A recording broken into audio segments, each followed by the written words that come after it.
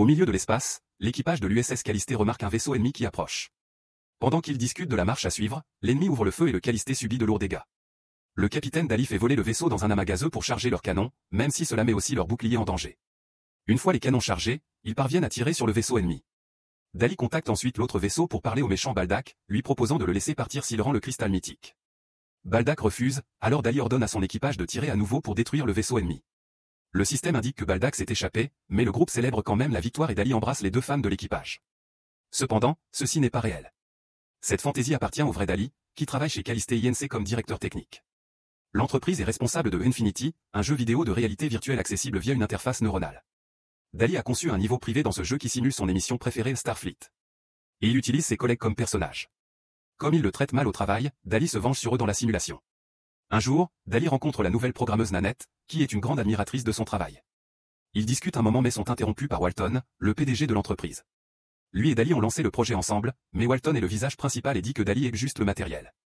Walton demande à Daly d'avoir la mise à jour du jeu prête avant Noël et emmène Nanette faire un grand tour. Ce qui rend Daly frustré et jaloux. Après le travail, Daly rentre chez lui et entre dans la simulation. Le personnage de Walton est un perdant dans cette fantaisie. Et quand il dit qu'il n'a pas réussi à trouver Baldak, Daly commence à l'étrangler tout en l'insultant. Puis il le force à s'agenouiller pour l'utiliser comme repose-pied. Le lendemain au bureau, Daly observe Walton flirter avec Nanette, qui ne semble pas très intéressée. Elle est bien plus gentille avec Daly et lui propose même de lui apporter un café. Près de la table des snacks, Nanette dit à une collègue combien elle admire le travail de Daly, pendant qu'il l'écoute discrètement. Mais la collègue la prévient que Walton est un séducteur et que Daly est un peu bizarre. Quand Nanette apporte le café à Daly, elle agit un peu plus froide. Après que tout le monde soit parti, Daly récupère la tasse de café de Nanette dans la poubelle et la ramène chez lui pour prélever un échantillon d'ADN. Puis il le met dans une boîte de pétri et laisse l'ordinateur le scanner. Le lendemain, une nouvelle version virtuelle de Nanette se réveille dans la simulation du Callister. Elle est complètement perdue et en regardant par la fenêtre, elle n'en croit pas ses yeux d'être dans l'espace. En explorant, elle trouve le reste de l'équipage et reconnaît leur visage du bureau, mais eux ne la reconnaissent pas.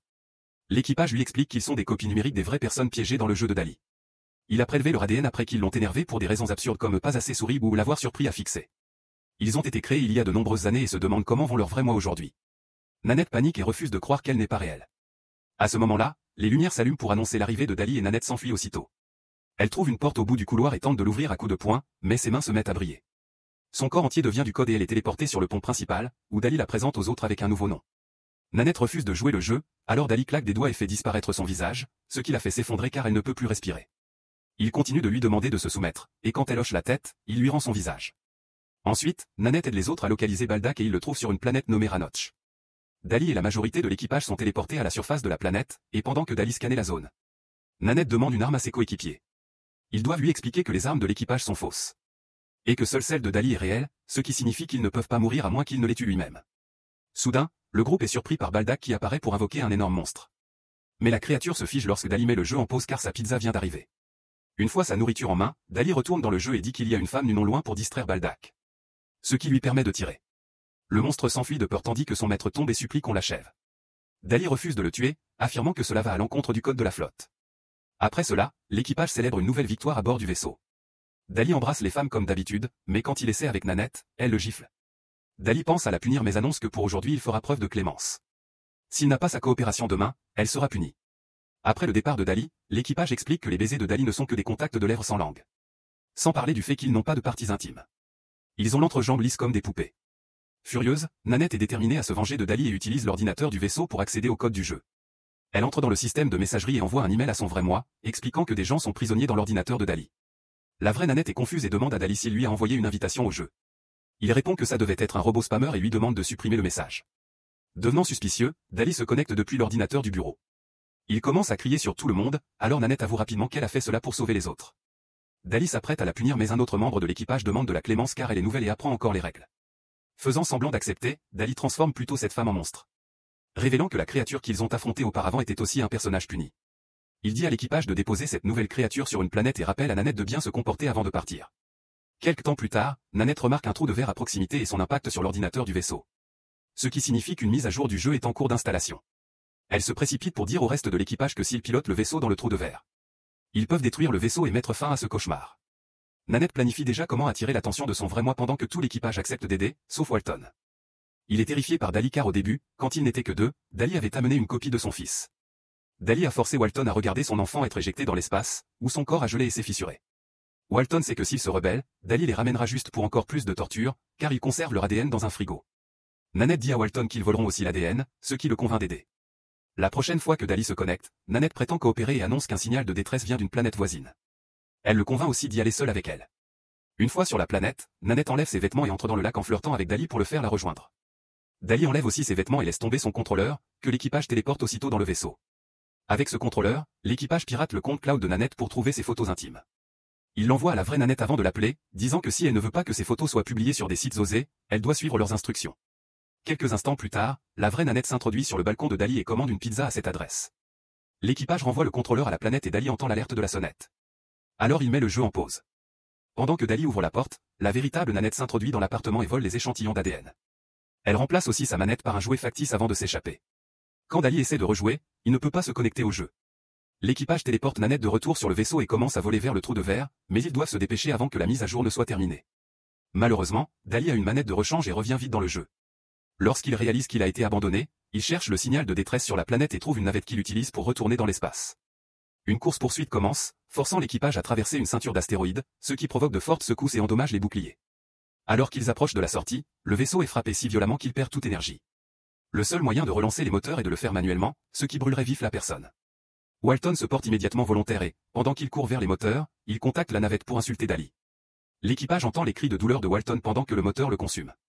Le vaisseau se remet alors en marche à toute vitesse et traverse le trou de verre juste avant sa fermeture, laissant Dali derrière. Après un voyage très mouvementé, l'équipage découvre avec surprise qu'il porte désormais des vêtements normaux. Le pare-feu a détruit le mode de Dali, et ils sont maintenant de simples personnages du jeu pouvant aller où bon leur semble. Les membres de l'équipage qui avaient été transformés en monstres redeviennent également normaux. L'esprit de Dali est coincé dans le trou de verre et ne peut pas quitter le jeu. Comme il vit seul, personne ne pourra le réveiller, alors il mourra dans son fauteuil. Quelques mois plus tard, Nanette est devenue la nouvelle capitaine. Ils survivent en pillant les joueurs réguliers dans le jeu, et aujourd'hui, ils tendent une embuscade à 3 hommes qui essaient de se défendre. L'un d'eux blesse Nanette, ce qui choque les joueurs car le jeu n'affiche normalement pas de sang. 2 personnages sont abattus, et le troisième donne ses crédits à Dudani en disant qu'il va les dénoncer.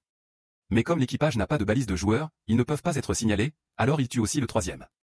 De retour au vaisseau, Nanette est déçue de voir que les joueurs n'avaient pas beaucoup de crédits, car tout dans le jeu est devenu très cher à cause de la monétisation.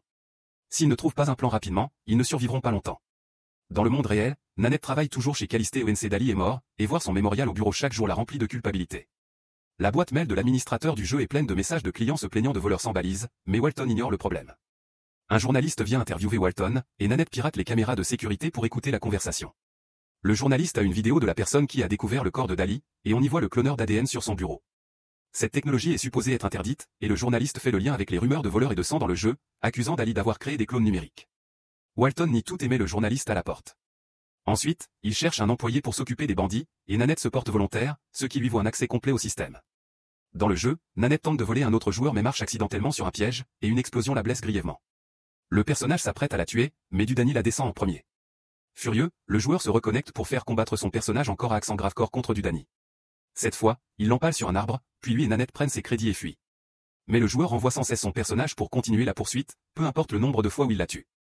En même temps, le vaisseau d'un joueur contacte le Callister et remarque qu'ils n'ont pas de balise, alors il ouvre le feu. Ils ne peuvent pas fuir sans Nanette et Dudani, donc les boucliers prennent de lourds dégâts.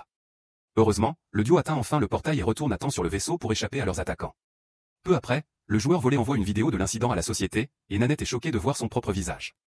Elle parle à Walton et lui raconte tout ce qui s'est passé la nuit de la mort de Dali, y compris la découverte de l'ADN de son fils dans le frigo. Elle a retracé l'appel de chantage et a découvert qu'il venait de l'ordinateur de Dali, concluant que les clones numériques demandaient de l'aide. Cela signifie que ce sont eux les voleurs en liberté dans le jeu. Walton a secrètement conservé l'ordinateur de Dali et dit à Nanette de l'utiliser pour trouver les clones. À bord du vaisseau, l'équipage est fatigué de vivre ainsi et envisage de s'auto-effacer. Mais Nanette a une idée, ils devraient créer un univers privé comme celui de Dali. Pour cela, ils ont besoin du code source, qui est caché dans le cœur d'Infinity. Les seules personnes ayant accès au cœur sont Dali et Walton, mais ils sont tous les deux morts dans le jeu. Carl propose d'aller voir dans la chambre de Walton, et l'équipage est stupéfait d'apprendre qu'il en existe une. Lorsque le vaisseau a quitté l'univers privé, il a généré des chambres pour chaque joueur encore vivant. Si Walton a une chambre, cela signifie qu'il est en vie. Le trou de verre a dû le réinitialiser, cependant les nouveaux personnages réapparaissent sur des planètes, pas sur les vaisseaux. Jovaj texte Prevedin a Frankuski, a Godin i Brojev Pizis Ovima, The Crew Tracks Down Walton S Planet While Nanette is Doing the Sam in the Real World. Meanwhile Digital Walton is trying to survive on his own by fishing and hunting. At that moment he is found by Nanette and at first he is defensive, but Ugerwene. Realize she's come to save him. The real Nanette and Walton log in and appear behind some rock. Where they hid to watch themselves. Nanette want to help them, but Walton want to shoot all the clone to get rid of the evidence. Digital Nanette here and shoot the rock. Forcing the dew to come out. Second latte all four of them return to the ship and the Nanette argue about what to do. Walton use the chance to steal a gun and open fire, ignoring real Nanette. When she says the clone are more than just code. While the other hid, Carl tries to fight Walton, who immediately shoot him dead. Digital Nanette use the opening to beat Walton up and shoot him in the head, forcing him to log out. Real Nanette also log out and kick Walton to steal the controller so he can't return to the game. Walton follows her out and tries to blackmail. So Nanette tries walking away from him only to get hit by a car. Before the driver shake on her. Walton quickly tag back his things. In the game, Digital Walton tells the crew that is Real counterpart doesn't want them to reach the hat because they will discover his secret, there's a digital clone of Dali who has been building the game all along.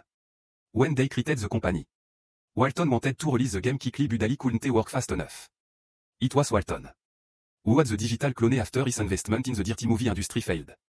They used it to create a second Dali and did it in the hat, so the game doesn't actually have a source code. Dali is the game engine itself. Seeing how dark Walton can be, Nanette worry about her real self and calls her phone, only for a doctor at the hospital to pick up and tell her that real Nanette is in a deep coma. After hanging up, Digital Nanette tells the crew to start flying to the hat. Meanwhile, real Walton calls an employee to get help with a plan. When the ship make it to the hat, Nanette goes in and finds Dali in a copy of his house. As his whole self, more reserved than this you. Nanette tell him everything that has happened and ask for his help creating a private universe for the crew. On the ship, Digital Walton enter his room and is knocked out by real Walton, who take his place. Dudani can immediately tell the difference in attitude before he can stop him. Walton send invitation to all the people the crew robbed. When Dudani capture him, Walton simply log out. Soon the Caliste is surrounded by the ships of thousands of players, who open fire because they want revenge.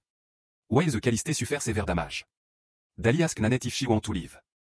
It turns out that since her real body is branded, Dali could send the digital clone to real Nanette's mind and she could have a real life. However, she's connected to the Caliste, so if she leaves the ship and the crew will disappear. Nanette refuses to abandon her friends and choose the private universe instead, causing Dali to admit he was just testing her. He can't do both things at the same time so he start working. Saying LL copy the crew and paste it in the new universe. Nanette complains saying she want to save the actual clone, not make more. Dali promise her it's fine because LL protect her. Copy, revealing his plan is to keep her there with him. A desperate Nanette try to make him see reason and Dali snaps. He remove her mouth and throws her body against the furniture. Among the scenes falling from the shelf she finds a collector's blade and throws it at Dali's head, killing him. While Nanette recover her mouth, Dali's computer announces the kill switch has been activated so the game is starting to delete itself. Everything starts to shake and the Caliste lose the TS last shield, meaning they're about to get destroyed by a player. Nanette finds the right diskette among Dali's things and insert it in the computer right. Before the game explode, deleting every single file in the company's server. In the hospital, Digital Nanette wake up in the real body, but she feel rather dizzy. It turns out that Dali's program tried to save the crew but since the game is gone, it send them to Nanette's brain too. They call her phone to explain the situation, which kill her excitement. 3 months later, Walton is arrested by the FBI. Nanette is living a normal life thanks to a deal she's made with the crew. They close their eyes when she change, goes to the bathroom, or get dirty with onion. In return, she let them watch their favorite reality show through her eyes. She's promised to create a system to get them out of her mind, but she doesn't seem to be working very hard on it.